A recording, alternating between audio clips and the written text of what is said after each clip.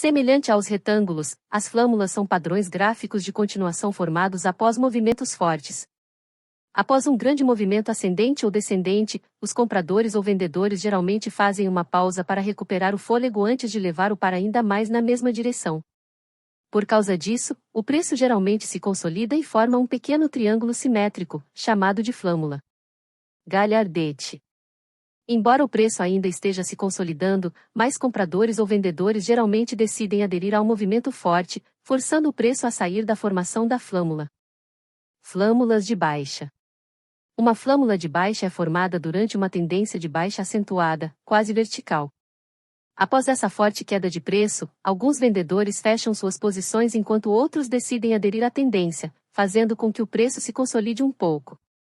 Assim que um número suficiente de vendedores entra, o preço cai abaixo da parte inferior da flâmula e continua a cair. Como você pode ver, a queda foi retomada depois que o preço rompeu para o fundo. Para negociar esse padrão gráfico, colocaríamos uma ordem curta na parte inferior da flâmula com um stop loss acima da flâmula. Dessa forma, estaríamos fora da negociação imediatamente, caso o colapso fosse uma falsa. Ao contrário de outros padrões gráficos em que o tamanho do próximo movimento é aproximadamente a altura da formação, as flâmulas sinalizam movimentos muito mais fortes. Normalmente, a altura do movimento anterior, também conhecido como mastro, é usada para estimar o tamanho do movimento de fuga. Flâmula de alta. Flâmulas de alta, assim como o nome sugere, sinalizam que os touros estão prestes a atacar novamente. Isso significa que a forte subida do preço seria retomada após aquele breve período de consolidação, quando os touros reunissem energia suficiente para elevar novamente o preço. Flâmula de alta. Neste exemplo, o preço subiu verticalmente antes de respirar. Posso ouvir os touros pisando forte e acelerando para outra corrida.